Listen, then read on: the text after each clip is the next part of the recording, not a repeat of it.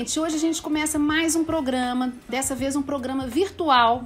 Eu estou hoje indo para o Jardim Botânico, no Rio de Janeiro, visitar um casal que eu estou acabando de conhecer. Não tenho referências deles, a não ser fotos maravilhosas de uma coleção e de um acervo numa casa muito interessante, que eu conheço algumas coisas. Por exemplo, eu sou lojista, não sei se vocês sabem, eu trabalho com o Klaus Schneider e com a Mônica, então eu tenho eles na minha loja. Além disso, coisas que eu gosto, que gostaria de ter, sou apaixonada pelo Samico. Vi uma escultura também muito interessante, que eu não sei se é do Arthur Pereira, mas me pareceu. Então isso foi o que eu vi, assim, rapidamente, olhando as fotos, mas me encantei com... É um apartamento, né, gente? Sim. Então, gente, Naíra, eu gostaria que vocês se apresentassem, por favor, primeiro, para depois a gente falar um pouco da casa e desse acervo maravilhoso que vocês têm. Este programa é um oferecimento de Vênica Casa. Dedicamos à casa e ao morar desde 1989. Acesse o site e conheça nosso acervo. Na dúvida, chame pelo WhatsApp que te ajudamos na escolha. venica.com.br. Bom, queria agradecer ao programa, é um prazer a gente estar participando, né, e ter passado nessa curadoria, né? Ah, que isso! E o tom de todas as produções de vocês, a gente viu algumas, tem tudo a ver com a nossa ótica e converge para o próprio título, né? Casa Viva, Com né? certeza. Que é a nossa ótica. Mas, enfim, vou falar quem sou eu e depois o Rafael se apresenta. Claro. Nós somos um casal. Casal ao quadrado, porque nós somos sócios de um escritório de design, o mais antigo do país, fundado em 1960 por Aloysio Magalhães, e somos casados há 40 anos, então é uma sociedade dupla. Eu sou designer atuante, especialmente muito na área expográfica e editorial, e também sou professora de design da UFRJ, no curso de comunicação visual. E nós, por essa herança de raiz, a convivência de anos com o Aloysio, que nós estamos desde os anos 70 no curso do escritório, e aprendemos com o Aloysio valorizar a arte popular. Com certeza. Né? Ele foi, inclusive, um dos cunhadores dessa expressão, né? Que tudo parecia artesanato e virou arte popular. Então, isso foi um grande aprendizado e talvez tenha dado o tom da nossa estética mais madura. Rafael, por favor. Vamos lá. Bom, eu sou arquiteto e designer, tenho 82 anos, trabalho desde 1964 no escritório que era do Aloysio.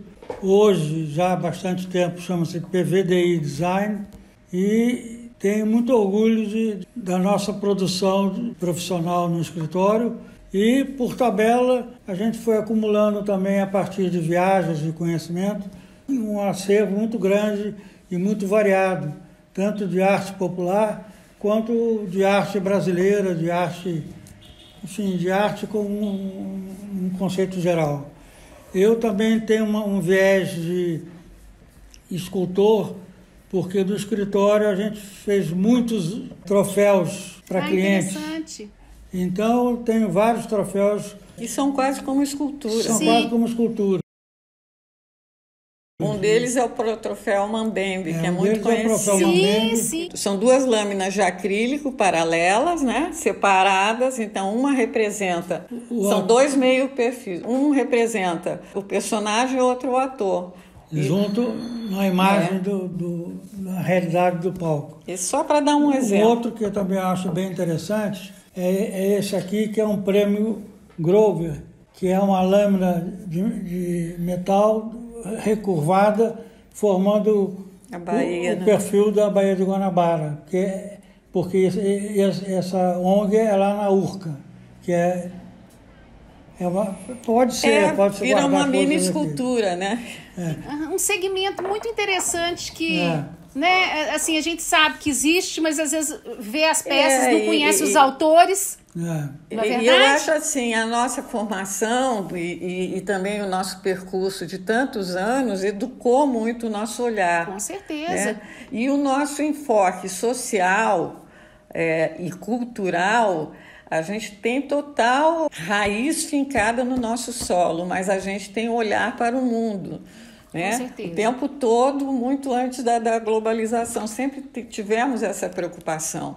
Então, acho que a nossa casa reflete um pouco disso, que tem uma nacionalidade, uma internacionalidade e uma pureza, às vezes, de uma coisa, de uma feirinha popular que a gente bota ao lado de um Weissmann, sem o menor preconceito, entendeu?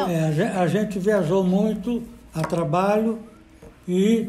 Inclusive para a África. Inclusive para a África, onde tivemos várias experiências de projetos de sinalização, de design como um todo, e de lá a gente trouxe bastante coisa bem enraizada, de esculturas de madeira. Eu vi uma coleção de ébano muito interessante. Que eram feitas na beira da praia por garotos. Por garotos. É impressionante.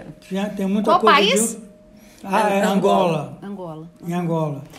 Gente, o caso de vocês é um caso muito interessante, porque além da carga que vocês têm profissional, né, e pessoal, tem todo o fazer, né? Porque isso tá junto das coisas, né? Não é só o olhar, né? É o fazer que leva a gente a amadurecer e valorizar as coisas. Eu sempre falo isso.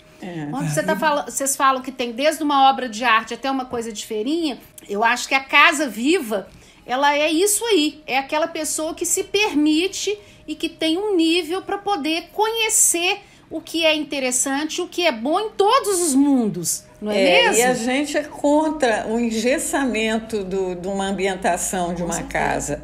Então a gente até pela nossa inquietação do olhar, que está sempre, não para de produzir, né? A gente vira e mexe, o nosso cenário muda. Entra uma peça nova, dá efeito dominó, a almofada muda. Tem que reorganizar. Muda tudo, arrasta os móveis, muda a cor da parede, sem chamar nenhum arquiteto de interior. É isso mesmo. E eu acho que é isso, até porque também a gente trabalha também bastante com expografia, com design de exposição. Agora mesmo, você citou Mônica Carvalho, nós fizemos toda a parte de programação visual da última exposição dela, que inaugurou agora, no Sesc Copacabana. Fizemos o livro da Mônica Carvalho. Olha quanta coisa, e o Klaus Schneider, né? Como a gente, sem saber, estava entrelaçada. Né? O trabalho deles é maravilhoso. Maravilhoso. A gente vende muito bem. Eu pego naquelas madeirinhas tão fininhas e falo, meu Deus, que sensibilidade. Se um nozinho desse aqui estiver fora do lugar, isso vai ficar assim, não vai funcionar. É muito bacana, né? Essa exposição se chama das vassouras, né? Vassouras de Mônica Carvalho, tá lindo, lindo. E é interativa, é muito legal, mas está incrível. Tem todo um conceito, né? O varrer, que ele tira o excesso, né? A renovação de energia. Dá uma acessada, vale a pena. Inaugurou agora. Não, depois que eu falar com vocês, eu vou fazer uma pesquisa, né? Porque aí eu vou querer conhecer detalhes do escritório, e aí eu vou ver essa exposição e vou ver outras coisas mais, né? É um apartamento, gente? É um apartamento de um prédio final dos anos 50, de pilotis, ele acompanha a curva da rua. Ele fica no alto da Maria Angélica, que é uma rua que termina no Sovaco do Cristo, que é onde o Corcovado, a mata do Corcovado termina, assim, é um canto. E esse apartamento tem 3 fachadas. Muitas pessoas realmente ficam na dúvida se é casa ou se é apartamento. Não é uma planta típica. Ele é super iluminado, bem ventilado. E aquela porta azul, ela vai para uma varanda? Ela se esconde, ela é para a cozinha, ela se esconde entre 2 paredes. Quando a gente, no verão carioca, precisa ligar o ar na sala. Quando não, ela é escondida. A gente pintou num azul matisse, assim, ficou bem legal. Eu fiquei na dúvida se era casa ou se apartamento por causa daquela porta. Eu falei, e essa porta aqui? Essa porta não é um padrão de um apartamento. Gente, ela dá acesso tanto à cozinha quanto uma área de serviço que a gente tem, que é mais ou menos uma área de lazer. Dá para fazer churrasco, tomar banho de chuveiro depois da praia. Tomar banho de chuveiro depois da praia. Tem várias plantas. É uma área reversível. Muito que interessante. É de serviço, mas pode ser para uso de lazer também. Tá. E vocês já moram nesse apartamento há quantos anos? Há 12 anos. 12 anos. Uhum. Inclusive foi uma luta, porque antes a gente morava numa casa do Zanini, no Juá, e daí para compactar para cá a gente teve que abrir mão de várias obras, mas deu para organizar direitinho.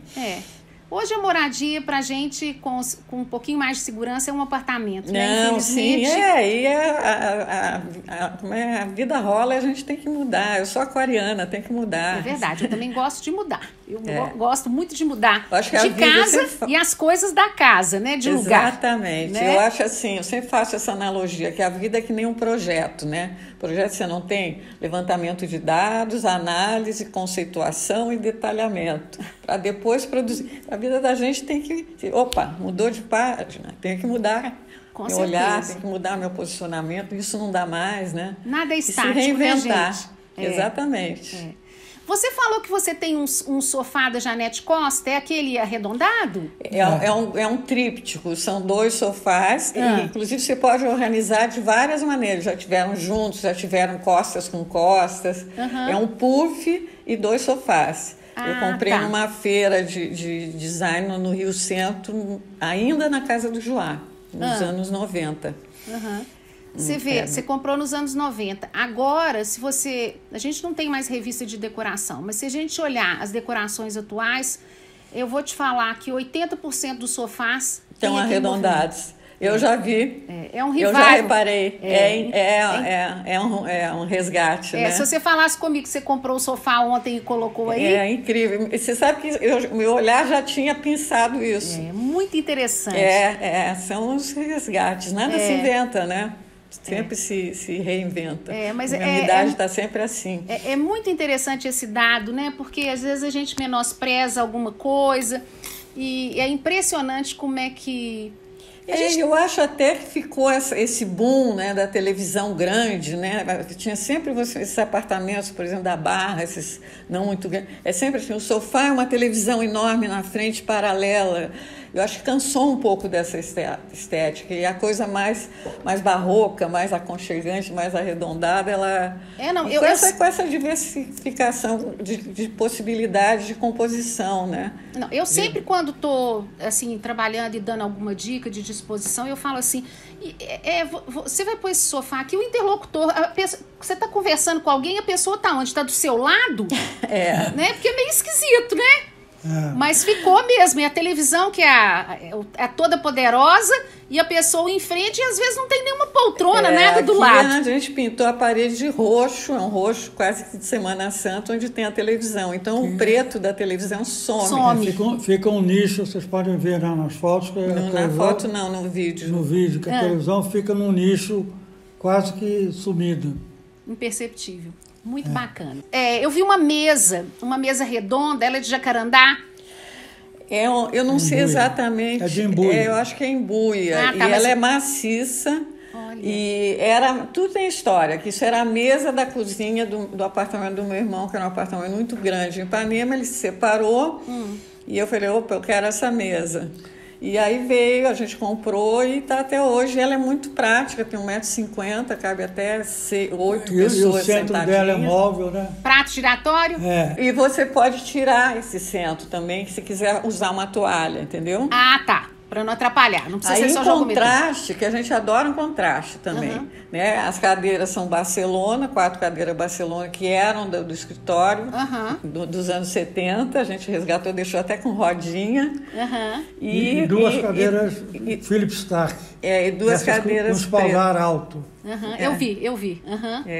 O riscado preto e branco do assento dessas Philips Starck foi por acaso. Eu estava em Ipanema, eu vi essa cesta, falei, que linda, vou levar para a mesa redonda. Eu cheguei aqui, olhei para a cadeira, falei, se encaixa aqui. Perfeito. Virei, encaixou, voltei lá e comprei outro, então agora o assento está preto e branco.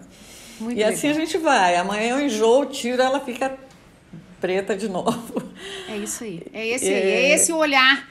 É o olhar. É quase que um efeito dominó no bom sentido, entendeu? Claro. Por exemplo, tem um aparador preto que tem umas peças. Onde estão as peças africanas? Você vai ver lá no vídeo.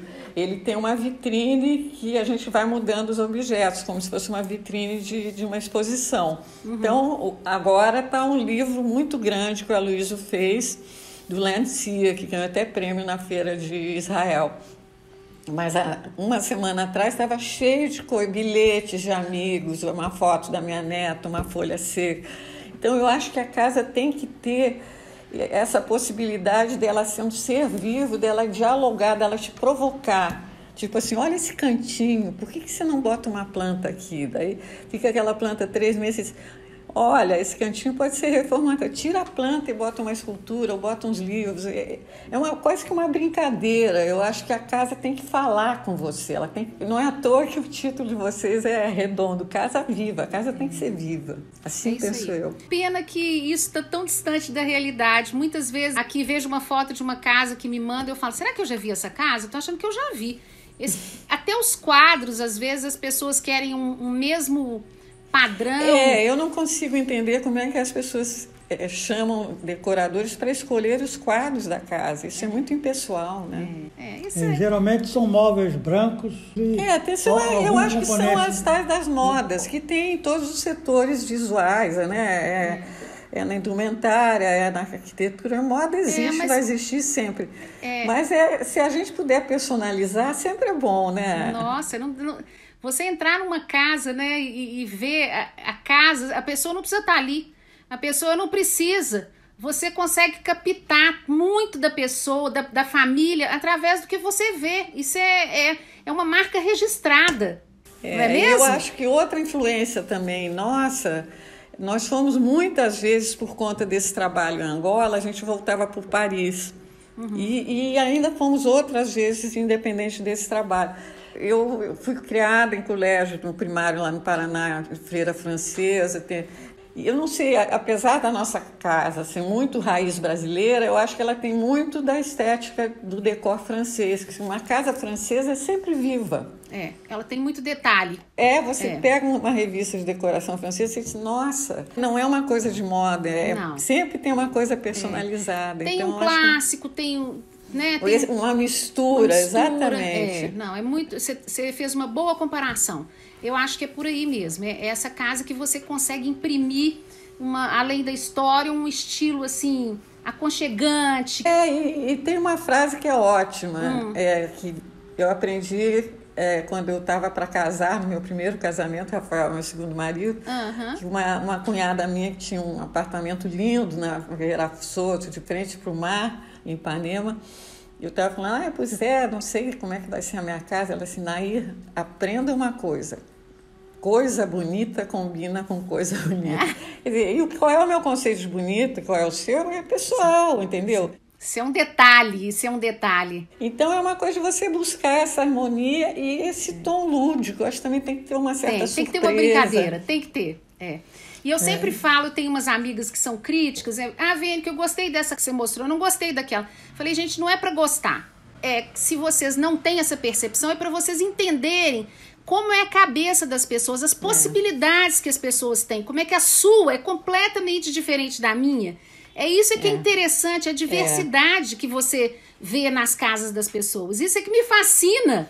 Eu acho que a casa, como diz hoje em dia, né, é meio uma bandeira do que a pessoa é. Eu acho que é quase que um 3x4, 3D da pessoa. Eu acho que você entra na casa, você percebe um pouco o jeitão. E a nossa casa tem uma dosagem bem significativa de peças de madeira. A gente tem pouquíssima coisa de plástico, praticamente madeira. A começar pelo taco, que é um taco de época. Pelo piso, que é um taco é o original de época, do apartamento. De peroba. É de peroba do campo, que é uma madeira linda, que está bem tratada, com sinteco fosco. Que muita gente trocou e pôs mármore. Muita gente bota tapete, bota plástico em cima disso. Pinho de riga, né? É fantástico. Esses dias eu visitei um apartamento aqui em Belo Horizonte. Aqui houve uma época, por volta dos anos 70, 75, que uma construtora muito grande construiu muitos apartamentos e todas as portas eram com arcos. Então hoje esses apartamentos são bons, estão muito ultrapassados, e os profissionais chegam e a primeira coisa que eles fazem é trocam todas as portas para tirar os arcos, para pôr as portas retas. E essa reforma foi muito interessante porque o arquiteto e a dona da casa fizeram mais arcos. Eles não só deixaram as portas, que eram todas maciças de sucupira, pintaram de branco para dar uma atualizada, mas fizeram mais arcos. Os ambientes que eles emendaram, eles fizeram com arcos. Mas está um luxo o apartamento. Muito interessante. Uma coisa mais orgânica, né? Exatamente. Quer dizer, deram uma outra perspectiva. Pode falar. Personalizou, né? Personalizou. E também tem, assim, o decor informal. Isso aí mais eu que faço. Eu costuro muito, é a minha terapia, assim, mas não costuro fazendo molde. Eu pego um pano, jogo, digo, isso vai ser um vestido. Isso eu vi umas almofadas interessantes de 3 cores. Eu faço cores. o que eu quiser com as mãos. Então, boto uma música e fico horas ali e tal. E, além disso, eu gosto muito, à toa que sou muito amiga da Mônica, né? Fiz o livro dela e tudo, até por identificação, me aproximei dela e tudo. E eu tenho esse olhar também para os restos da natureza. Então, tem coisas que eu transformo em escultura mesmo.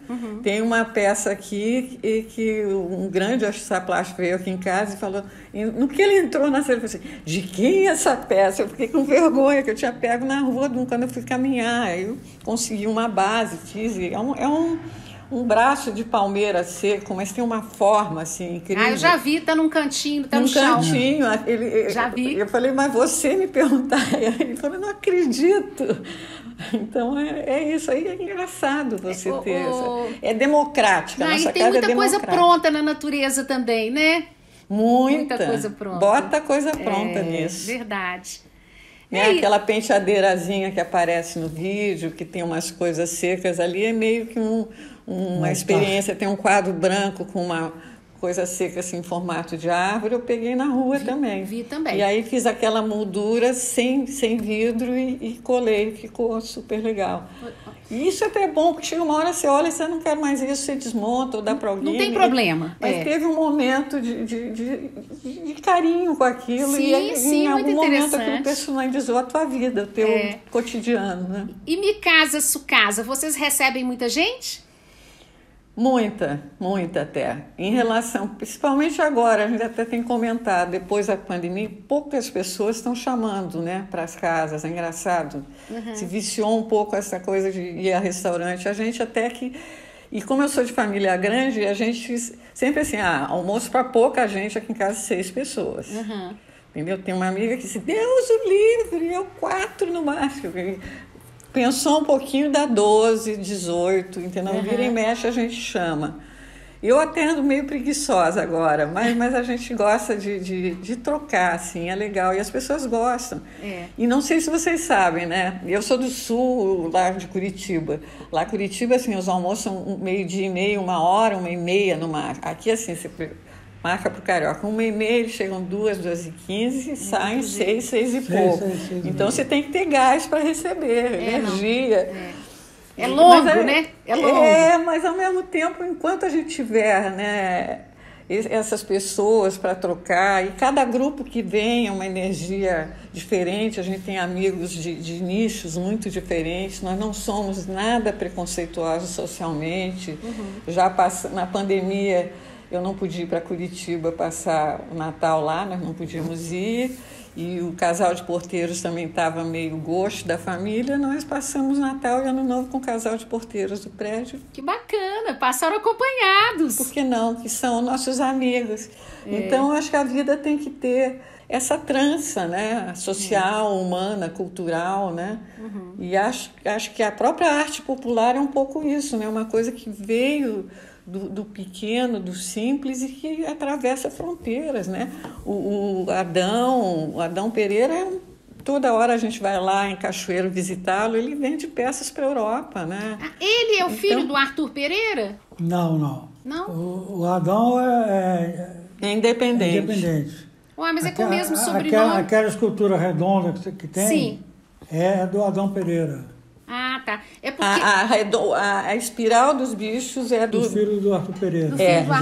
E a dos bichos mais orgânica é do Adão, que não é Pereira, é o que falei errado. Adão de Luz Cassiano. Que fica em Cachoeiro do Brumado. Eu chamei atenção para isso porque eu conheci o Arthur Pereira. Quando eu era criança, eu fui com meu pai lá. E a gente, incrível o trabalho dele. A gente né? ficou super encantada. Eu fiquei super encantada na época. Era uma época próxima de final de ano. E ele estava preparando os presépios para mandar para vender aqui em Belo Horizonte. Lá no Palácio das Artes. É uma mágica. É uma mágica o que eles fazem com as mãos. A gente conheceu ele também vivo ainda. Né? Ah, tá. Então, assim, e eu também comprei algumas obras. Miramar também. Do Miramar, lá de Cachoeira. E também do GTO. Sim. GTO eu comprei aí em Belo Horizonte, no Palácio das Artes. Piauí também, né? Tem o Mestre Desenho do Piauí, que é o Padinho Cícero do Mestre Desenho.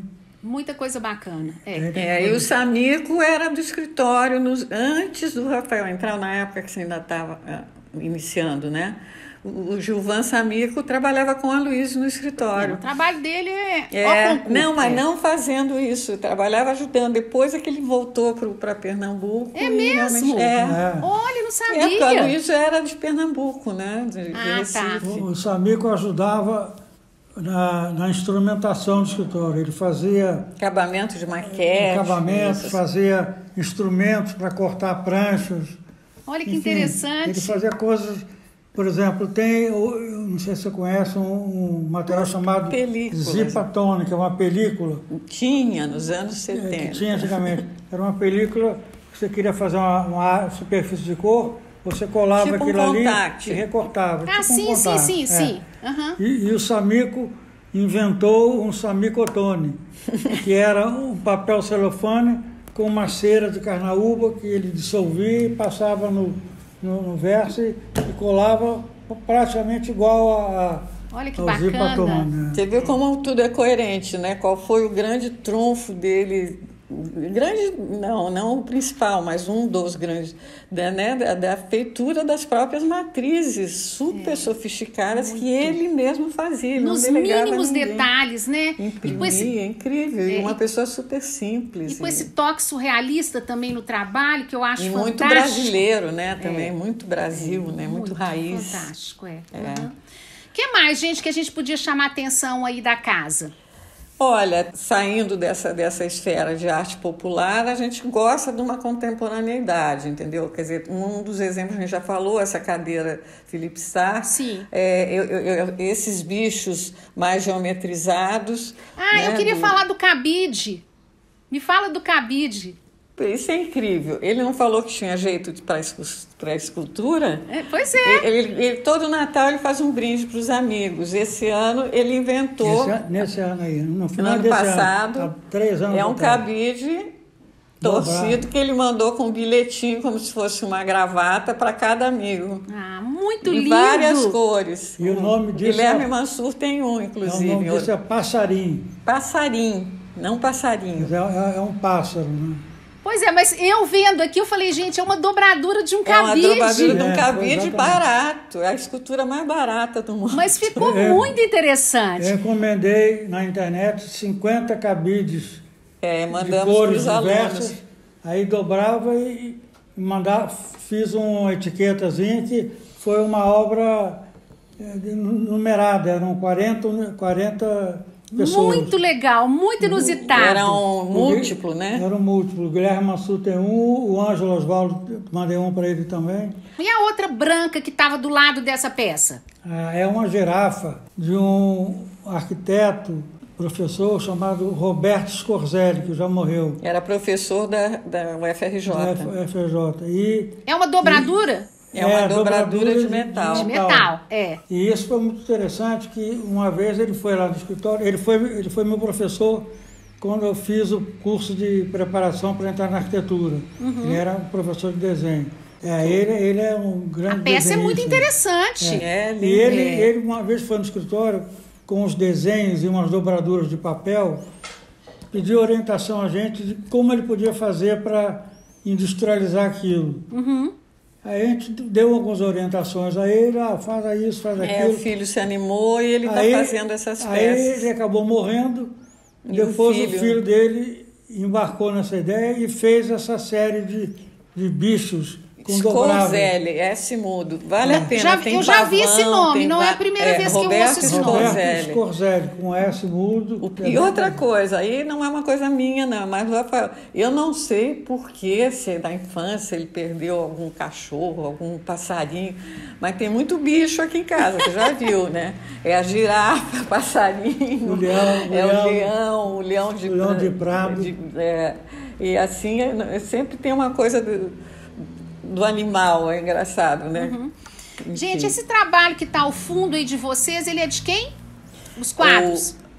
Da minha irmã, que é uma grande pintora construtivista do Paraná, Andréa Paula Soares, já falecida. Tá muito bonito. Até tem obra dela lá no MON, no Oscar Niemeyer, ela é bastante conceituada no Paraná. Muito bacana. Nesse caso também eu fiquei muito orgulhosa que o Fernando Cocchiarelli, né, que é um grande crítico de arte e ex-presidente do MAN aqui do Rio, quando a gente morava no Joá, ele também entrou lá em casa e também falou: isso é muito bom. De quem é? Eu falei: da minha irmã. Ele falou: caramba! Muito lindo, muito bacana. Que eu achei super legal. Olha, gente, eu acho que a gente tem muita história aí. Realmente, cada peça a gente tem uma história para contar, né? Vocês com essa experiência de vida, que eu acho que também é uma coisa que a gente, com o tempo, a gente vai valorizando mais cada coisa, né? Isso também é uma coisa muito real, né? Eu acho que o fato da gente trabalhar com edição apura cada vez mais o nosso olhar, porque, né, você fazer uma edição é uma coisa incrível. Você pega uma pesquisa, né, que tem um texto, uma iconografia, você tem que lidar com vários personagens, você vai costurando e aquilo vai para uma vitrine editorial, né? Então, eu acho que a gente faz um pouco isso com a nossa casa. A gente, aliás, acabou de lançar, anteontem, o Lar do Boticário. Esse é o nosso último livro. Tá? Que a gente fez do restauro do Lar do Boticário. Olha que interessante. Que o grupo Accor comprou, um grupo francês. Eu li isso no jornal domingo, você não vai acreditar. Exatamente. E já entrei na internet, já olhei lá os hotéis, já olhei o preço. Fiquei encantada. Vocês participaram? Eles estão vendendo o livro lá. E, inclusive, não, a gente fez um livro. Fez o livro. Mas acompanhando todo o restauro, porque tivemos que acompanhar o fotógrafo, né? Sim. E, inclusive, por isso que eu acabei pedir para transferir a reunião, porque o lançamento foi na manhã de quarta-feira, e tinha discurso, prefeito e tal. Eu achei sensato. Gente, mas que fantástico! Eu fiquei sabendo disso domingo. Aqui em casa a gente ainda assina o Estado de Minas, que é o jornal daqui de Minas Gerais, e eu estava lendo e vi. Aí falei pro meu marido, aí nós abrimos aqui no computador e vi a restauração. Gente, que maravilha! Eu fiz com o Hugo, que está aqui nos assessorando, ele está coautor. Manda um beijo pro Hugo. Eu só queria falar também, aproveitar aqui, né, porque o pessoal vai poder assistir o Museu Bollier, que eu fiz ontem, que vocês também foram parte importante, né, que são amigos do casal, né? Sim. Eu fiquei emocionada com o acervo deles. Fiquei assim, imaginando a vida dos dois naquela busca por aquela... É um casal muito interessante. E assim, também achei muito interessante poder ver o barroco, né, que a gente está acostumado, nós somos barrocos, os mineiros são barrocos, né? Sim. E poder ver o barroco da América do Sul, o barroco da Guatemala, né? Que eles têm muita coisa da Guatemala. A maioria das coisas que me impressionava, eu olhava lá e lia era Guatemala. Me chamou muita atenção. Muita coisa da América do Sul, muita coisa. Tem. Então, assim, um fascínio e a gente fez um programa ontem maravilhoso. E uma generosidade, né, deles cederem tudo isso, muito... nós somos privilegiados, né? Né? De ter acesso, né? Sem dúvida. Isso não é uma coisa comum aqui no Brasil ainda, mas... E é um recorte, né, de um casal. Então é incrível, uma curadoria muito particularizada, né? Isso tem o maior valor. Eu já fiquei encantada com eles por ver lá o videozinho que tem lá de apresentação, né? E assim, admirá-los por aquela capacidade de apurada, de sensibilidade mesmo, de fazer um acervo daquele nível, né? E aí, só para completar, pela nossa herança do escritório, né, a gente tem muitas publicações de alto quilate gráfico, suíças, alemãs, francesas, dos anos 50, 60. Então, cada vez que eu e os meus sócios mais novos a gente mexe na biblioteca, surgem edições, que é incrível, nada se inventa, né? Tudo já foi criado, é impressionante. Então, não sei se você viu, eu mandei umas fotos de algumas obras, tem 2 árvores que saem de 2 raízes separadas, e aí se juntam, isso é do Aloysio Magalhães, e tem uma moldura que tem um livro aberto todo de texto, cada caixa. Trecho de texto com uma cor, aquilo é uma edição suíça, e eu que inventei aquela moldura, que é como se fosse, lembra aquele porta-retrato que tinha 4 cantinhos quadrados? Sim, sim. São 4 L's, eu fiz isso com o moldureiro, que é um grande moldureiro do Brasil, o Jaime Vilaseca, nós inventamos isso. Você coloca o livro ali, como o livro tem muitas coisas interessantes, que é uma pena, às vezes, você deixar o livro fechado. Fechado, né? Agora eu não quero ver esse texto colorido, agora eu quero ver uma obra de gravura. E a frente dele é um vidro que levanta e você... É uma janela que só fica uma madeirinha com o vidro solto. Corre. Então é uma vitrine múltipla. Eu tenho um quadro que muda de cara. Tá, é um quadro vivo esse aí também. Então a gente também interfere no suporte, porque também a gente trabalha com desenho de produto, não é só o visual, né? Para você montar uma exposição, um totem que identifica um banco, enfim. E é isso, aí dá esse caldo. É isso aí. Esse é o resultado de muitas intervenções, de muito conhecimento, de muito fazer, né? Com certeza. Que eu gostaria de agradecer a Kiki Machado, que nos indicou. Fofa. Eu falei, mas Kiki, eu não estou morando mais em casa. Ela assim, eu não conheço o calibre da estética de vocês, manda umas fotos. Eu falei, olha, sei lá, vou mandar. Não, ela é muito bacana também. Gente, olha, eu tenho que agradecer demais vocês. Imagina, a gente que agradece. A gente que agradece. E agradecer por ter a oportunidade de conhecê-los. Pois é, quando vier ao Rio, vamos conversar, eu, você e Mônica, ia dar uma boa conversa. Eu tô sempre com ela. Sim, claro. E quando vierem a Belo Horizonte também, comuniquem comigo, que eu vou ter muito prazer de recebê-los na minha casa. Tá ótimo. E muito obrigada, gente, pela disponibilidade. Nós vamos ter a oportunidade de nos falar outras vezes, se Deus quiser. Fiquei mais mineira depois dessa entrevista, mais ainda. Muito obrigada, gente. Tudo de bom. Você reparou que a edição desse episódio foi um pouco diferente, né? É que a tecnologia falhou dessa vez e perdemos todas as imagens da entrevista. Essa aqui é a única que temos. Mas o mais importante é continuar contando a história. Obrigada, gente!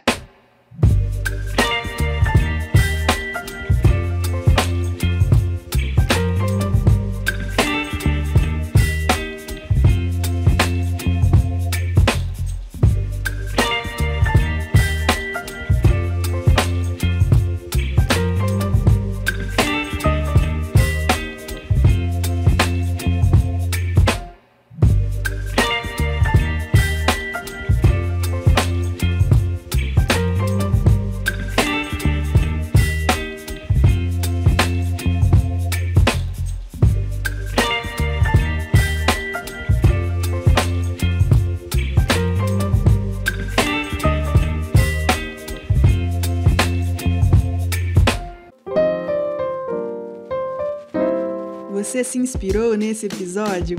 Explore nosso canal e conheça outros lugares interessantes como esse. Ajude-nos a crescer e mostrar mais casas vivas. Inscreva-se no canal e ative o sininho. Assim, você sempre vai saber primeiro quando sair um novo vídeo. Obrigada por assistir. Até a próxima!